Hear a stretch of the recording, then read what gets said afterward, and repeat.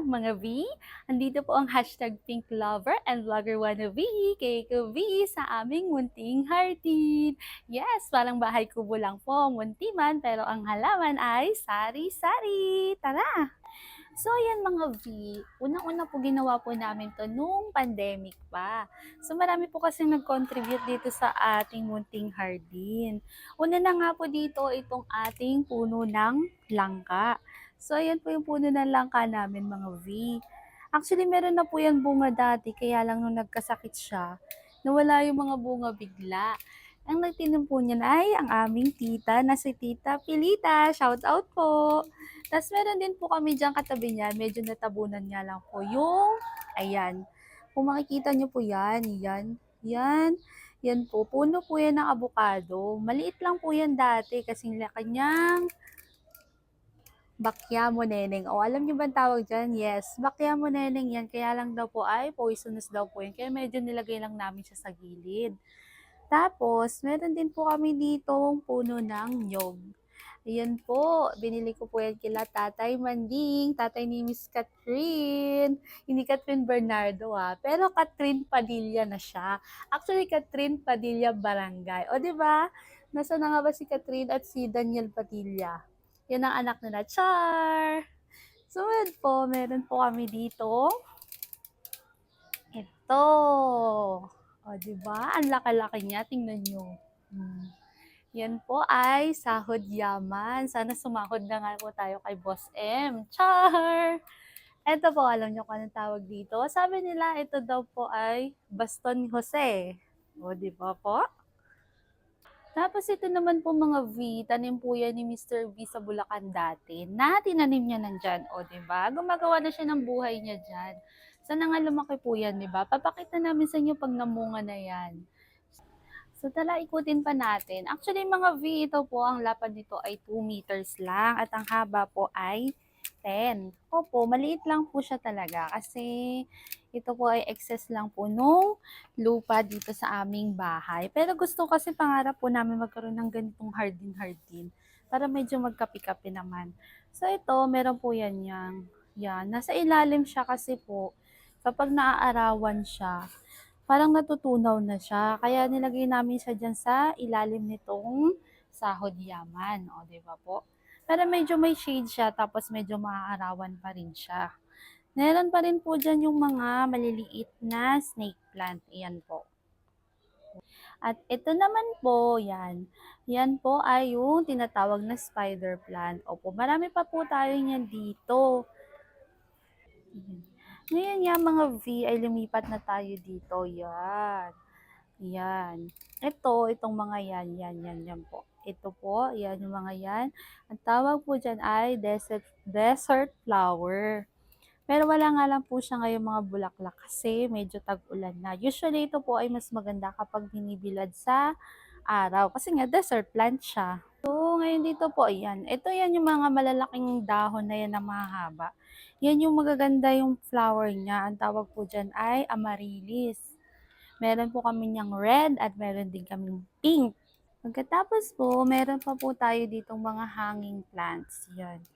Ito. Ang tawag daw po dyan ay monasteria. Tama ba ako? So, i-correct nyo na lang po ako kung mali. Pero kasi bigla lang po yan tumubo dyan. Para siyang ligaw. O, ba diba? Mahal daw po yan, pero naligaw siya dyan. Pero ang pinaka-paborito ko po dito ay yung sahod yaman. Ayan siya. O, ba diba? Maliit lang po yan nung una naming tinanim. Hanggang sa lumaki na po ng ganyan yung mga hapa niya. O, 'di ba? Pwede na kaya natin yan ibenta kay Miss Aubrey Mais ng 50,000. Char! Malay nyo, 'di ba? So, susunod po natin na yan. O, 'di ba? Sabi ko sa inyo, marami po tayo ditong pa-spider plant. Ayan. Ito naman po, hindi ko alam po anong tawag dito. Yan. Hindi ko alam kung anong tawag sa kanya. Pero, kapag po kasi sobrang mainit, nawawalan siya ng tangkay. Ay, I mean, nawawalan po yan ng dahon. Pero pag ganito po na medyo tag-ulan na, ayan, unti-unti na siyang umusbong at nagkakaroon ng dahon. Sunod po ay ito. Yan. Yan. Nung una po namin tinanim yan, wala po yan talagang dahon. Pero ngayon, ayan, ang dami-dami niya ng dahon. Ang tawag daw po dyan ay devil's backbone. Kasi nga po pabaligtad yung itsura ng kanyang dahon ay pabaligtad. Tapos meron po tayo dito, iyan, gumamela. Itong gumamela po natin na to, ito po, yan po. Double petal po yan. O, diba? Yan siya. Ito po yung nanay niya na nirepat na lang po namin dito. Diba po? So, double petal po yan na ang kanyang kulay ng bulaklak ay orange. So, ngayon, dito naman tayo sa portion na to. Di ba? Wala pa tayo sa kalahati mga V. Medyo malabo po ang ating ano. Yan, di ba? Sabi ko nga po, ito yung gumamela. Double petal po ito mga V, kaya lang medyo matanda na siya, kaya mabagal na siyang magbulaklak. Ito naman, galing po to sa pinakabuto niya. Siguro mga after 1.5 year, ganyan na siya kalaki. Tawag daw po dito ay 5 fingers or lucky plant. Galing po yun sa mga buto-buto na maliliit lang na tinanim muna namin sa maliit na paso. Hanggang sa nirapat po namin, ganyan na siya kalaki. Diba? Dito, ayan. Ayan, nakikita niyo po ba yung dahon na yan? Yan. Ito po. Ito po, yan. Yan, yung mayroong ganyang guhit na dahon na mahaba. Amarines din po yan, pero ang bulaklak niya ay kulay pink. Yung kanina na pinakita ko po na walang color yung pinaka gitna ng dahon. Color red po yung pinakabulaklak ng amarines na yon. Ito naman po, ayan, binili ko po ito sa kapitbahay namin dati na taga Mindoro. Galing pa daw pong Mindoro tong halaman na to na parang gabi. Ang tawag po nila dyan ay negra. Kasi yung kanya pong pabaligtad na dahon ay medyo color black. Ayan. Actually, ito din po, dati doon nakalagay sa masyadong mainit. Kaya lang nilipat namin. Nung nilipat namin, mas gumanda na siya, mas marami na siyang dahon. At saka malalaki na rin po. Ayan mga V, nandito na po tayo sa kabilang side.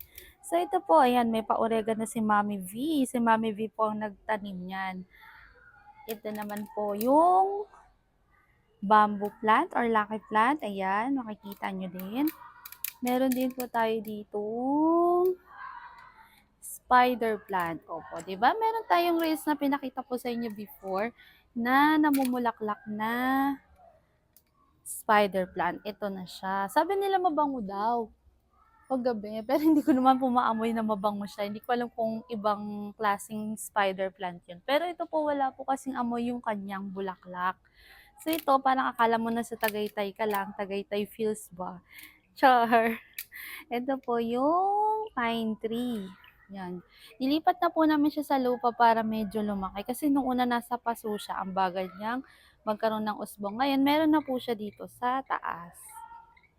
Tapos ngayon, ito po yung paborito ko dito na spider plant. Kasi ang dami-dami niyang sanga. Tapos ang ginawa ko po, nilagyan ko lang siya ng mga ganito. Para pagka nakataas yung kanyang mga anak-anak. Ay, ito pa pala mga V. Oh, maganda tong halaman na to. Kasi meron siyang flower na yellow and red. Yan. Pag makikita niyo siya. Ito oh. Sabi nila parang begonia type to. Yan. So magkasama sila sa isang paso. Nagsama sila nang hindi namin pinagsasama. To, 'di ba? Naman po sa kabilang side ito. Ito po yung tinatawag nila na Philippine lily. Kasi po pag namulaklak po ito, para siyang lily. Philippine tulip pala, tulip. Kasi pagka po namulaklak siya, mukhang tulip yung kanyang bulaklak. Pero turmeric po ito. Meron pong panahon na wala siyang dahon, as in wala, akala mo patay na siya. Pero kapag season na ganito, yung tag-ulan-ulan na, nagkakaroon siya unti-unti ng dahon. Tapos mamumulaklak na parang kulay lilac or yung purple, di ba? Tama ba? O basta yung parang light violet po. Yeah, pakita ko naman sa inyo itong maliliit natin dito. Yan. Ito daw, sabi nila, yan yung may pula-pula sa side na yan. Maganda daw yan sa harapan ng bahay ilalagay. Alam niyo din po ba na namumulaklak yan? Yung bulaklak niya ay parang peace lily. Tsaka mabilis siyang dumami. Meron din po kami dito nitong iyan. Million flower ang tawag nila. Pero kasi nung nawala yung bulaklak niya, hindi na siya namulaklak. Ayun siya. Kulay white po yung bulaklak niyan. Tapos, yan. Meron pa tayong maliliit dito mga V. Yan. Iyan yung meron. Ipapit. Ito. Yan. Ito. Ang tawag po dito ay butterfly plant. Kapag po umaga nakabuka yung kanyang mga dahon ito. So, ayan mga V, nandito na tayo sa malapit-lapit na part ng papaya. Meron po kasi nagre-request na makita daw po kung ano-ano mga halaman dito, kaya meron tayong ganitong po video. So, ito naman mga V, yung may mga pula-pula na dahon. Dahon lang po yun mga V. Madalas ko siyang pinapakita sa mga reels ko. So, ang tawag po dyan ay Doña Eva. Native po yan sa Pilipinas, kaya lang kasi hindi siya masyadong kilala. Pero maganda yan mga V. May iba-ibang kulay yan. Mayroong white, may orange, meron din po yung magkahalong orange and yellow. So, ayan siya. Medyo pinutulan nga lang po namin kasi nagmumukha na siyang tikling. I mean, nawawalan na po kasi ng dahon yung kanyang mga sanga. Kaya para po bumaba ulit yung mga dahon, pinutulan na namin yung ibang part niya. Dito naman mga V, ito, meron po kaming peace lily dito. Ayan din, yung peace lily kasi merong buwan na wala siyang masyadong dahon. Ngayon, medyo nagmumukadkad na yung kanyang mga dahon kasi magtatag-ulan na. So, mamulaklak na din siya. Ayan, meron na naman tayo. Ay, ito, ang tawag daw po dyan ay grotto. Yung parang mga walang anak-anak na kagaya sa spider plant. Yung ganyan lang siya mamunga. Or ganyan lang siya dumami. Yan. Ang tawag po dyan ay grotto. Pero namumulaklak din po yan ng mga puti-puti. Ito mga V, alam nyo ba kung ano yan? Yan, mamumulaklak na pala siya. O, makikita nyo yon. Yan, yan. Yan, magiging bulaklak na po yan. Yan po yung tinatawag na mini anthurium. Pakinggan nyo, di ba? Meron mga cricket-cricket dito, mga V. Hmm.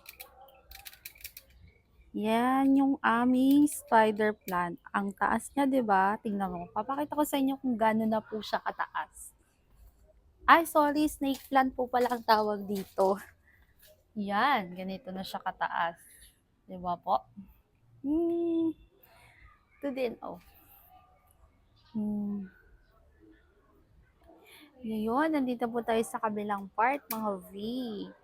So, ito, ang tawag nila ay hindi ko alam. Pero Chinese plant daw po ito. Yang merong mga green na yan. Halaman lang siya dati na naging puno na. Ayan. Maganda po siya kapag meron siyang mga kasamang ibang color kasi nagbe-blend siya. Kagaya po niyan. O, pag nagsama na po yung ating Doña Eva at saka siya, maganda-ganda siya. Kaya lang po kasi medyo yung kanyang sanga or yung kanyang pinakapuno po ay malambot. Kaya ganyan siya. So, dapat meron siyang tali-tali or tungkod. Ayan. So, meron na naman po tayo ditong pagabi, pero ibang variants na siya. Ayan po. Medyo malabo. So, ayan po. Ayan. O, diba? Ayan. Yan naman po mga yan. Invasive po masyado yan. Yan yung tinatawag nila na poison ivy. Gumagapang po siya. Tapos habang pataas na pataas po yung kanyang gapang, mas palaki ng palaki yung hapa niya. Papakita ko sa inyo ganito po.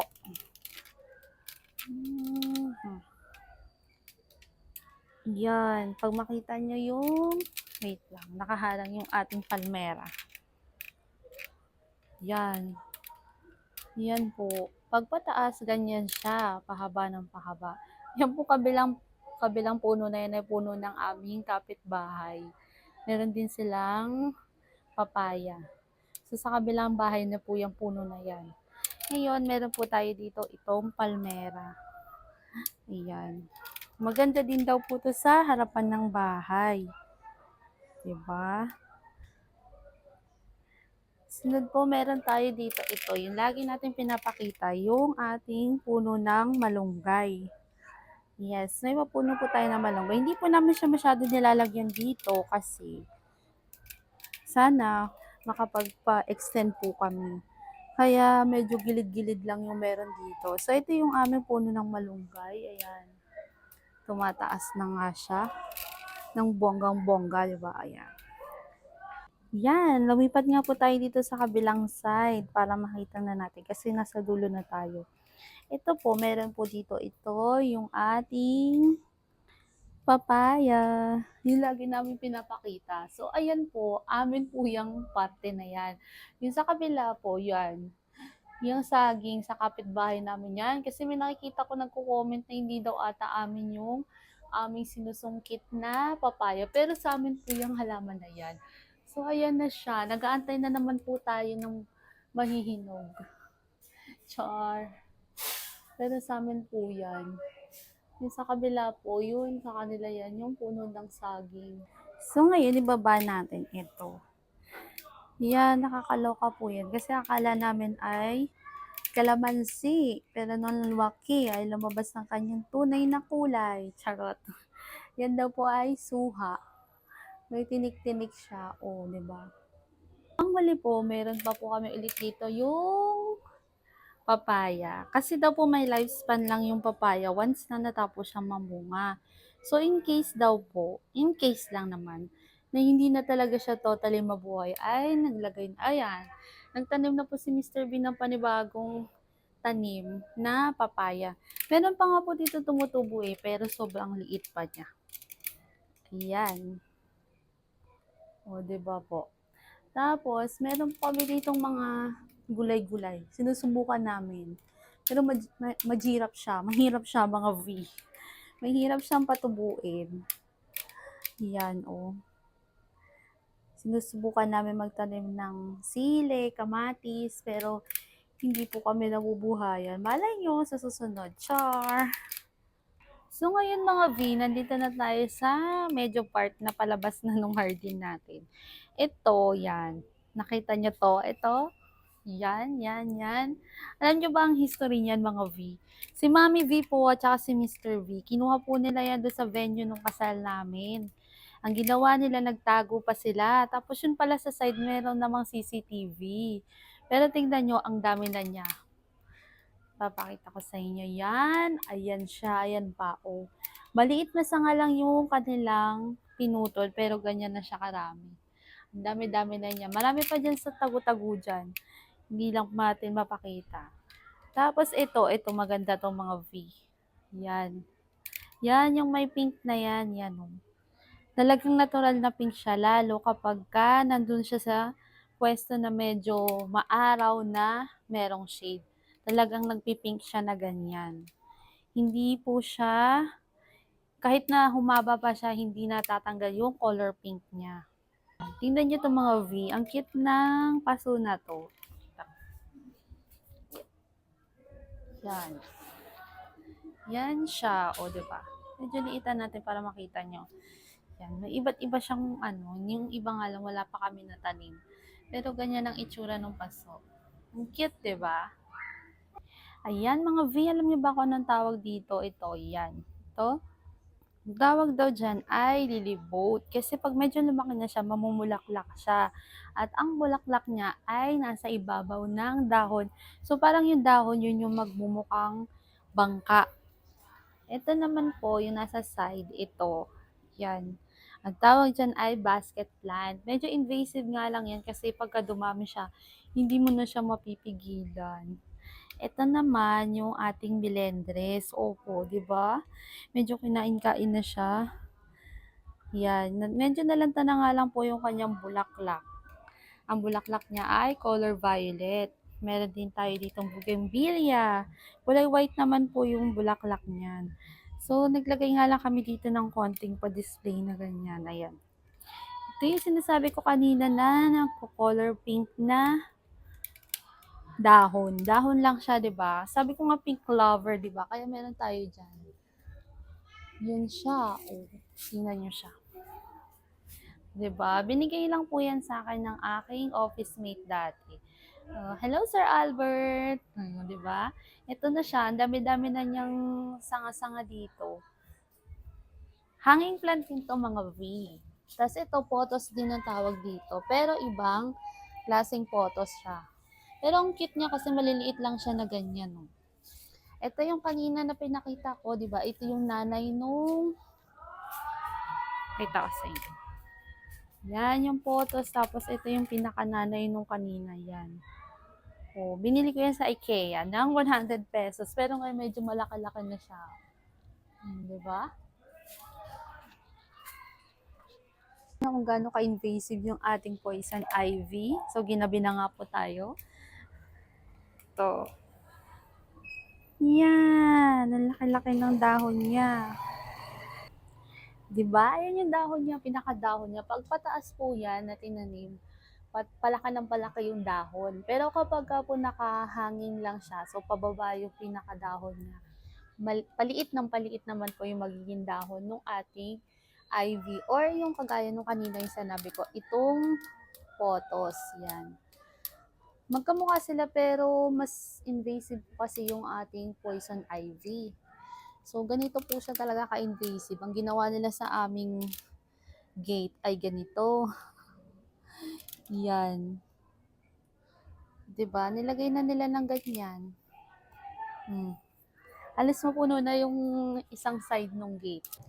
Yan. Yung puno na yan, ang tawag po dyan ay golden shower.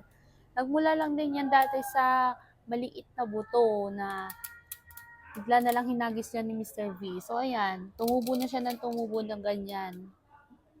Yun nga lang po kasi mga V, ang hirap ng puno na to, malambot din yung sanga niya, kaya medyo mahirap siyang patayuin na ganyan. So, dapat may tungkod. So, ayan mga V, ang aming munting hardin. Sana po nagustuhan nyo ang aking video. Please share our blessings by sharing our videos. Arigatou gozaimashita!